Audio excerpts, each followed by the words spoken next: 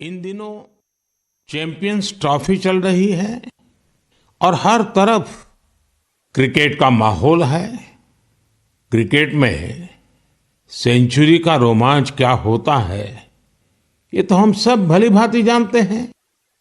लेकिन आज मैं आप सब से क्रिकेट नहीं, बल्कि भारत ने स्पेस में जो शानदार सेंचुरी बनाई है, उसकी बात करने वाला हूं। पिछले महीने देश इसरो के 100वें रॉकेट की लॉन्चिंग के साक्षी बने हैं। ये केवल एक नंबर नहीं है, बल्कि इससे स्पेस साइंस में नित नई ऊंचाइयों को छूने के हमारे संकल्प का भी पता चलता है।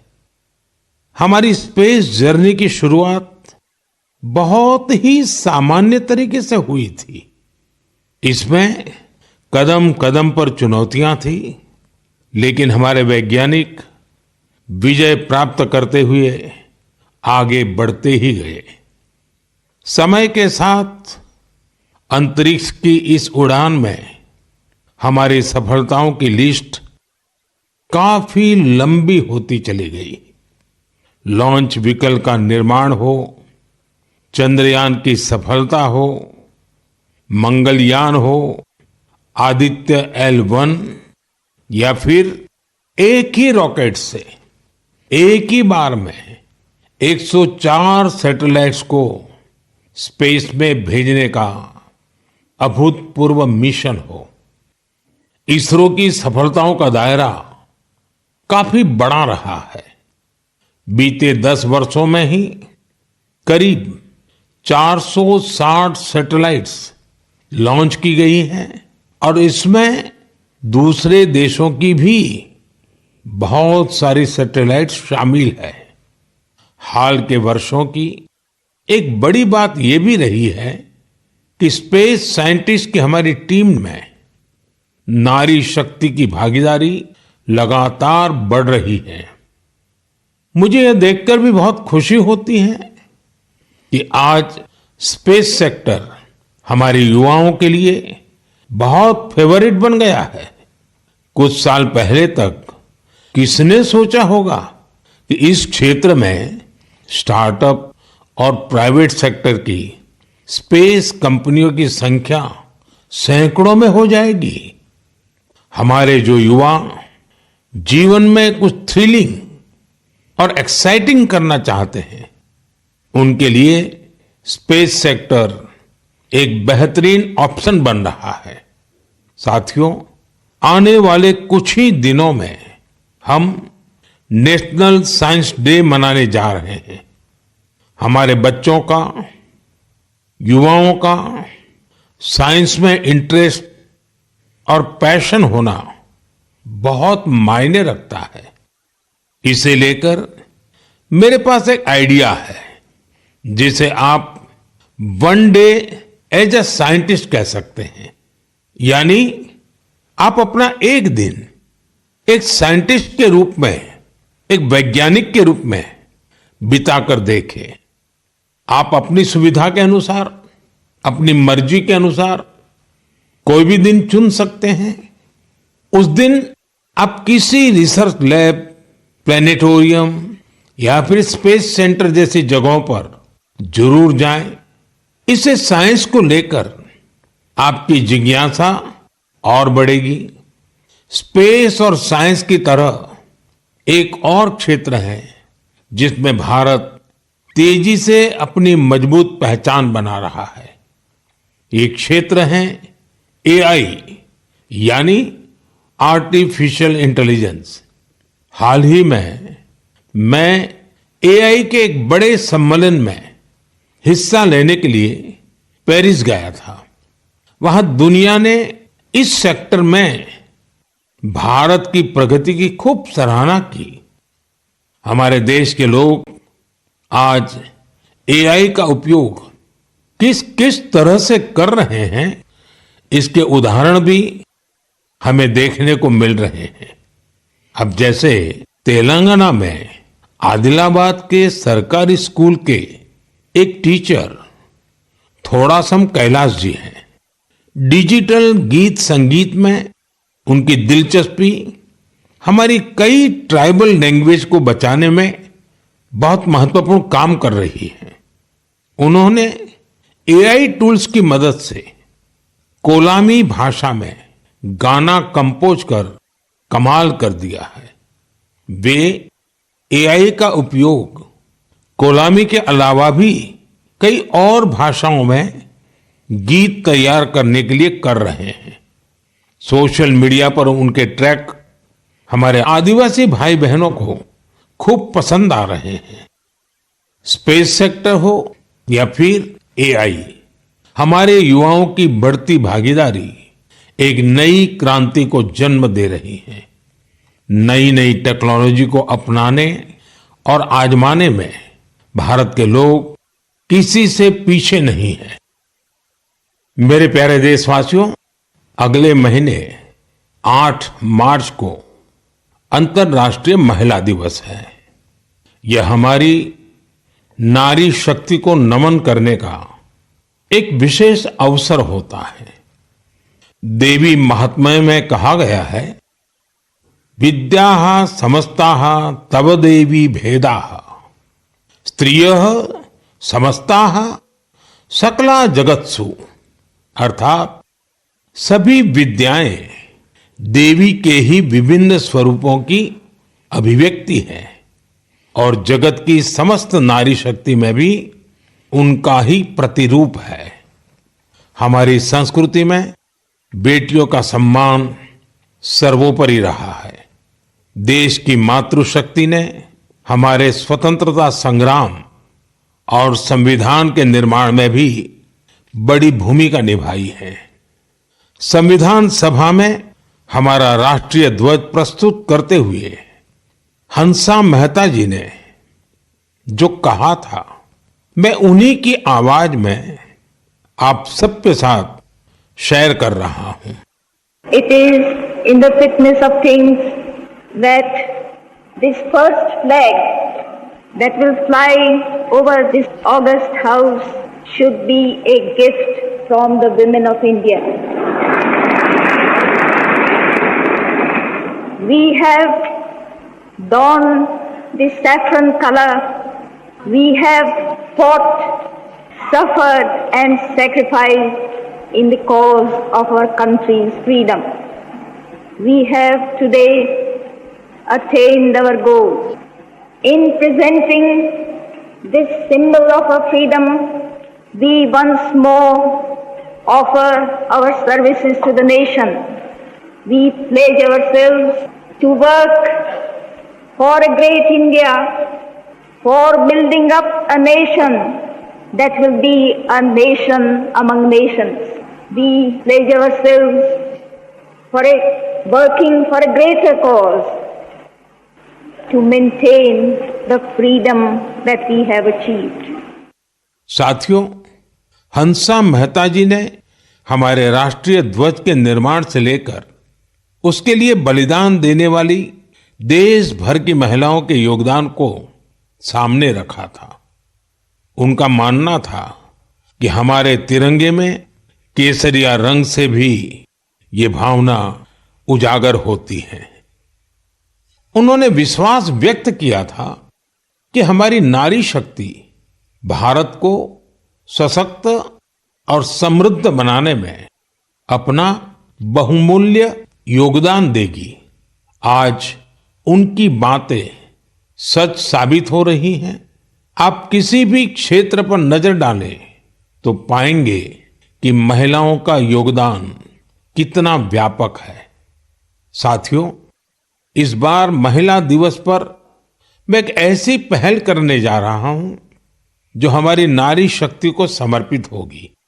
इस विशेष अवसर पर मैं अपने सोशल मीडिया अकाउंट जैसे एक्स, इंस्टाग्राम के अकाउंट्स, उनको देश की कुछ इंस्पायरिंग वुमेन को एक दिन के लिए सौंपने जा रहा हूं। ऐसी वुमेन जिन्होंने अलग अलग क्षेत्रों में उपलब्धियां हासिल की हैं, इनोवेशन किया है, अलग अलग क्षेत्रों में अपनी एक अलग पहचान बनाई है। 8 मार्च को वो अपने कार्य और अनुभवों को देशवासियों के साथ साझा करेगी। प्लेटफॉर्म भले ही मेरा होगा, लेकिन वहां उनके अनुभव, उनकी चुनौतियां और उनकी उपलब्धियों की बात होगी। यदि आप चाहती हैं कि ये अवसर आपको मिले, तो नमो ऐप पर बनाए गए विशेष फोरम के माध्यम से इस प्रयोग का हिस्सा बने और मेरे एक्स और इंस्टाग्राम अकाउंट से पूरी दुनिया तक अपनी बात पहुंचाए। तो आइए इस बार महिला दिवस पर हम सब मिलकर अदम्य नारी शक्ति को सेलिब्रेट करें, सम्मान करें, नमन करें। मेरे प्यारे देशवासियों, आप में से बहुत सारे लोग ऐसे होंगे जिन्होंने उत्तराखंड में हुए राष्ट्रीय खेलों के रोमांच का आनंद उठाया होगा। देश भर के 11,000 से अधिक एथलीट्स ने इसमें शानदार प्रदर्शन किया। इस आयोजन ने देवभूमि के नए स्वरूप को पेश किया। उत्तराखंड अब देश में स्ट्रांग स्पोर्टिंग फोर्स के रूप में भी उभर रहा है। उत्तराखंड के खिलाड़ियों ने भी शानदार प्रदर्शन किया। इस बार उत्तराखंड 7वें स्थान पर रहा। यही तो पावर ऑफ स्पोर्ट्स है, जो इंडिविजुअल्स और कम्युनिटीज के साथ साथ पूरे राज्य का कायाकल्प कर देती है। इससे जहां भावी पीढ़ियां प्रेरित होती हैं, वहीं कल्चर ऑफ एक्सेलेंस को भी बढ़ावा मिलता है। साथियों, आज देश भर में इन खेलों के कुछ यादगार प्रदर्शनों की खूब चर्चा है। इन खेलों में सबसे ज्यादा गोल्ड मेडल जीतने वाली सर्विसेज की टीम को मेरी बहुत बहुत बधाई। राष्ट्रीय खेलों में हिस्सा लेने वाले हर खिलाड़ी की भी मैं सराहना करता हूं। हमारे बहुत से खिलाड़ी खेलो इंडिया अभियान की देन है। हिमाचल प्रदेश के सावन बरवाल, महाराष्ट्र के किरण मात्रे, तेजस सिरसे या आंध्र प्रदेश की ज्योति याराजी, सबने देश को नई उम्मीदें दी हैं। उत्तर प्रदेश के जेवलिन थ्रोअर सचिन यादव और हरियाणा की हाई जंपर पूजा और कर्नाटका की स्विमर धिनिधि दे सिंधु ने देशवासियों का दिल जीता। इन्होंने 3 नए राष्ट्रीय रिकॉर्ड बनाकर सबको चौंका दिया। इस बार के राष्ट्रीय खेलों में टीनेज चैंपियंस, उनका नंबर हैरान करने वाला है। 15 साल के शूटर गेविन एंटनी, यूपी की हैमर थ्रो खिलाड़ी 16 साल की अनुष्का यादव, मध्य प्रदेश के 19 साल के पोल वाल्टर देव कुमार मीणा ने साबित किया कि भारत का स्पोर्टिंग फ्यूचर बेहद प्रतिभावान पीढ़ी के हाथों में है। उत्तराखंड में हुए नेशनल गेम्स ने ये भी दिखाया कि कभी हार ना मानने वाले जीतते जरूर है। कंफर्ट के साथ कोई चैंपियन नहीं बनता। मुझे खुशी है हमारे युवा एथलीटों के डिटर्मिनेशन और डिसिप्लिन के साथ भारत आज ग्लोबल स्पोर्टिंग पावर हाउस बनने की ओर तेजी से आगे बढ़ रहा है। मेरे प्यारे देशवासियों, देहरादून में नेशनल गेम्स की ओपनिंग के दौरान मैंने एक बहुत ही अहम विषय उठाया है, जिसने देश में एक नई चर्चा की शुरुआत की है। ये विषय है ओबेसिटी, यानी मोटापा। एक फिट और हेल्दी नेशन बनने के लिए हमें ओबेसिटी की समस्या से निपटना ही होगा। एक स्टडी के मुताबिक आज हर 8 में से एक व्यक्ति ओबेसिटी की समस्या से परेशान है। बीते वर्षों में ओबेसिटी के मामले दोगुने हो गए हैं, लेकिन इससे भी ज्यादा चिंता की बात यह है कि बच्चों में भी मोटापे की समस्या 4 गुना बढ़ गई है। WHO का डेटा बताता है कि 2022 में दुनिया भर में करीब 250 करोड़ लोग ओवरवेट थे, यानी आवश्यकता से भी कहीं ज्यादा वजन था। ये आंकड़े बेहद गंभीर है और हम सभी को सोचने पर मजबूर करते हैं कि आखिर ऐसा क्यों हो रहा है। अधिक वजन या मोटापा कई तरह की परेशानियों को, बीमारियों को भी जन्म देता है। हम सब मिलकर छोटे छोटे प्रयासों से इस चुनौती से निपट सकते हैं। जैसे एक तरीका मैंने सुझाया था, खाने के तेल में 10% 10% की कमी करना।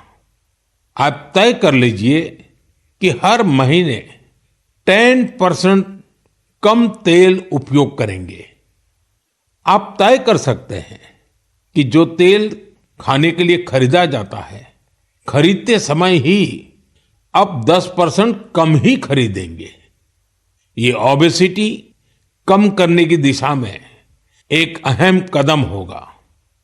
मैं आज मन की बात में इस विषय पर कुछ स्पेशल मैसेज भी आप लोगों से शेयर करना चाहता हूं।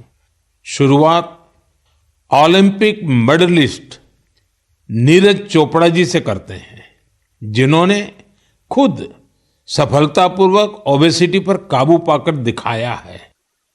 सभी को नमस्ते, मैं नीरज चोपड़ा आज आप सभी को बताना चाहता हूं कि हमारे माननीय प्रधानमंत्री श्री नरेंद्र मोदी जी ने मन की बात में इस बार ओबेसिटी के बारे में चर्चा की है, जो हमारे देश के लिए बहुत ही अहम मुद्दा है।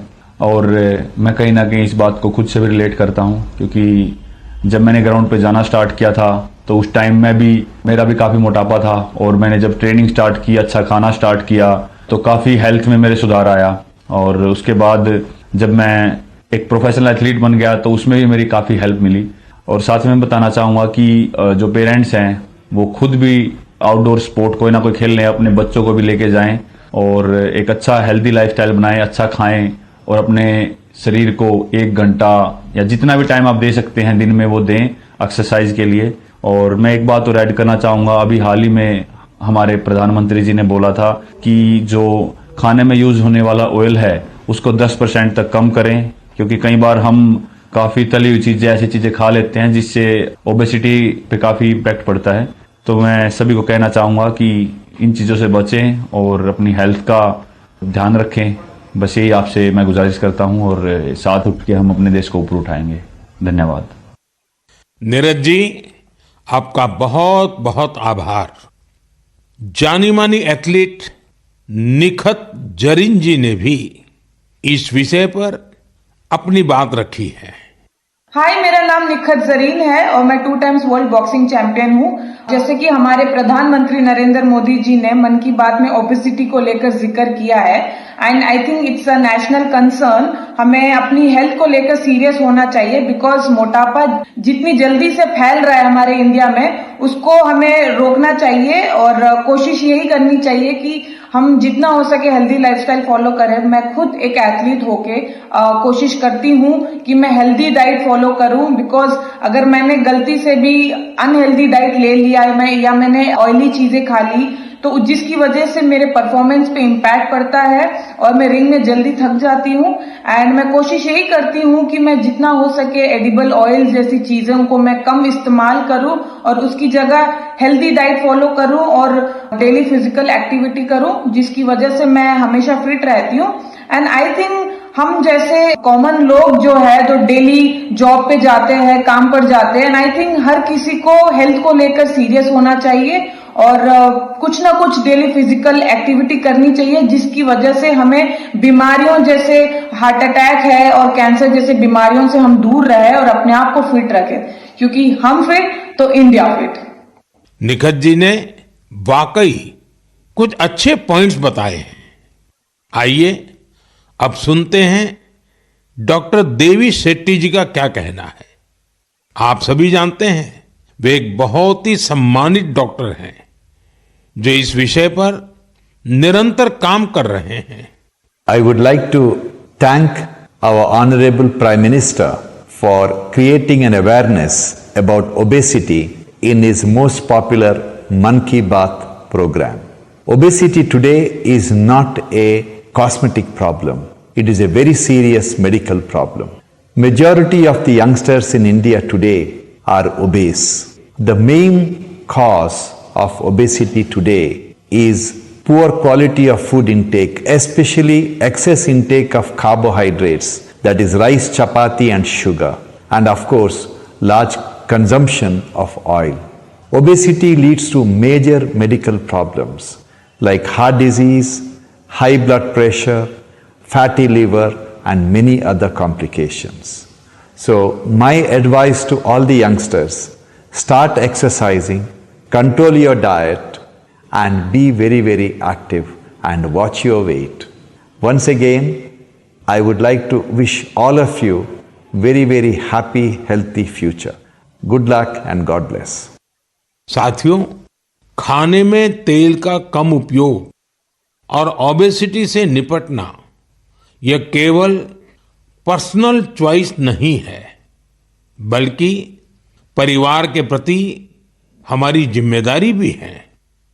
खान पान में तेल का अधिक इस्तेमाल हार्ट डिसीज, डायबिटीज और हाइपरटेंशन जैसी ढेर सारी बीमारियों की वजह बन सकता है। अपने खान पान में छोटे छोटे बदलाव करके हम हमारे फ्यूचर को स्ट्रॉन्गर, फिटर और डिसीज फ्री बना सकते हैं। इसलिए हमें बिना देर किए इस दिशा में प्रयास बढ़ाने होंगे। इसे अपने जीवन में उतारना होगा। हम सब मिलकर इसे खेल खेल में बहुत प्रभावी रूप से कर सकते हैं। जैसे मैं आज मन की बात के इस एपिसोड के बाद 10 लोगों को आग्रह करूंगा, चैलेंज करूंगा कि क्या वो अपने खाने में ऑयल को 10% कम कर सकते हैं, और साथ ही उनसे ये आग्रह भी करूंगा कि वो आगे नए 10 लोगों को ऐसा ही चैलेंज दे। मुझे विश्वास है इससे ओबेसिटी से लड़ने में बहुत मदद मिलेगी। साथियों, क्या आप जानते हैं कि Asiatic lion, Angul, pygmy hogs और लायन टेल मैकाक, इसमें क्या समानता है? इसका जवाब है कि ये सब दुनिया में कहीं और नहीं पाए जाते हैं, केवल हमारे देश में ही पाए जाते हैं।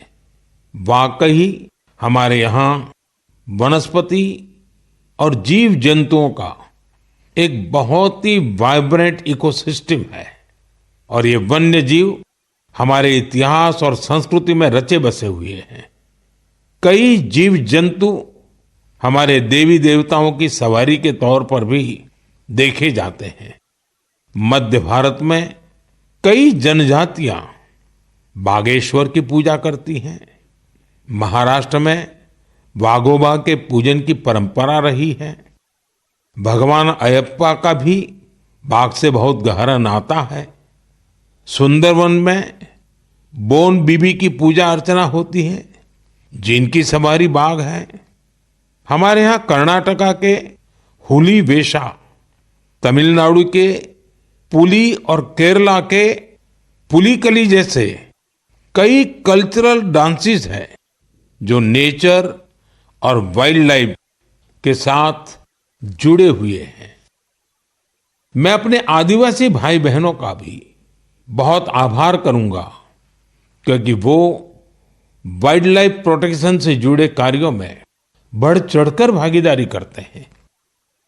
कर्नाटका के बीआरटी टाइगर रिजर्व में बाघों की आबादी में लगातार वृद्धि हुई है, इसका बहुत क्रेडिट सोलिगा ट्राइब्स को जाता है, जो बाघ की पूजा करते हैं। इनके कारण इस क्षेत्र में मैन एनिमल कॉन्फ्लिक्ट ना के बराबर होता है। गुजरात में भी लोगों ने गीर में एशियाटिक लायंस की सुरक्षा और संरक्षण में महत्वपूर्ण योगदान दिया है। उन्होंने दुनिया को दिखा दिया है कि प्रकृति के साथ कोएग्जिस्टेंस आखिर क्या होता है।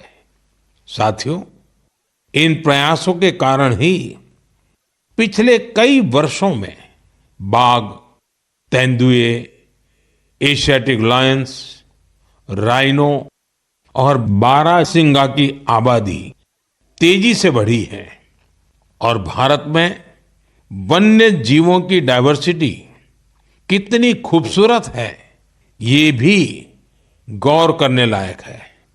एशियाटिक लायंस देश के पश्चिमी हिस्से में पाए जाते हैं, जबकि टाइगर का क्षेत्र है पूर्वी, मध्य और दक्षिण भारत। वहीं राइनो पूर्वोत्तर में मिलते हैं। भारत का हर हिस्सा न केवल प्रकृति के लिए संवेदनशील है, बल्कि वाइल्ड लाइफ प्रोटेक्शन के लिए भी प्रतिबद्ध है।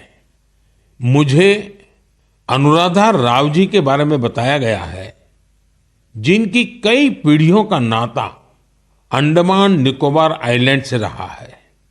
अनुराधा जी ने कम उम्र में ही एनिमल वेलफेयर के लिए खुद को समर्पित कर दिया था। 3 दशकों से उन्होंने हिरण और मोर की रक्षा को अपना मिशन बनाया। यहाँ के लोग तो उन्हें डियर वुमेन के नाम से बुलाते हैं। अगले महीने की शुरुआत में हम वर्ल्ड वाइल्ड लाइफ डे मनाएंगे। मेरा आग्रह है कि आप वाइल्ड लाइफ प्रोटेक्शन से जुड़े लोगों का हौसला जरूर बढ़ाएं। यह मेरे लिए बहुत संतोष की बात है। इस क्षेत्र में अब कई स्टार्टअप्स भी उभर कर सामने आए हैं। साथियों, यह बोर्ड एग्जाम का सीजन है। मैं अपने युवा साथियों यानी एग्जाम वॉरियर्स को उनकी परीक्षाओं के लिए बहुत बहुत शुभकामनाएं देता हूं। आप बिना कोई स्ट्रेस लिए पूरी पॉजिटिव स्पिरिट के साथ अपने पेपर दीजिए। हर वर्ष परीक्षा पे चर्चा में हम अपने एग्जाम वॉरियर से परीक्षाओं से जुड़े अलग अलग विषयों पर बात करते हैं। मुझे खुशी है कि अब ये कार्यक्रम एक संस्थागत रूप लेता जा रहा है, इंस्टीट्यूशनलाइज हो रहा है। इसमें नए नए एक्सपर्ट्स भी जुड़ते चले जा रहे हैं। इस साल हमने एक नए फॉर्मेट में परीक्षा पे चर्चा करने का प्रयास किया। एक्सपर्ट्स के साथ 8 अलग अलग एपिसोड भी शामिल किए गए। हमने ओवरऑल एग्जाम से लेकर हेल्थ केयर और मेंटल हेल्थ के साथ खान पान जैसे विषयों को भी कवर किया। वहीं पिछले टॉपर्स ने भी अपने विचार और अनुभव सभी के साथ शेयर किए। बहुत से युवाओं, उनके पेरेंट्स और टीचर्स ने इस बारे में मुझे पत्र लिखे हैं। उन्होंने बताया है कि ये फॉर्मेट उन्हें बहुत ही अच्छा लगा है, क्योंकि इसमें हर विषय पर विस्तार से चर्चा की गई। इंस्टाग्राम पर भी हमारे युवा साथियों ने इन एपिसोड को बड़ी संख्या में देखा है।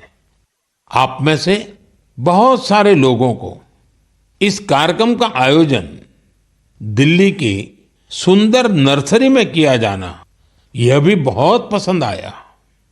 हमारे जो युवा साथी परीक्षा पे चर्चा के इन एपिसोड को अब तक नहीं देख पाए हैं, वे इन्हें जरूर देखें। ये सारे एपिसोड नमो ऐप पर रखे हुए हैं। एक बार फिर अपने एग्जाम वॉरियर्स को मेरा यही मैसेज है, be happy and stress free. मेरे प्रिय साथियों, मन की इस बात में इस बार मेरे साथ इतना ही। अगले महीने फिर नए विषयों के साथ हम मिलकर मन की बात करेंगे। आप मुझे अपने पत्र, अपने संदेश भेजते रहिए। स्वस्थ रहिए, आनंद में रहिए। बहुत बहुत धन्यवाद।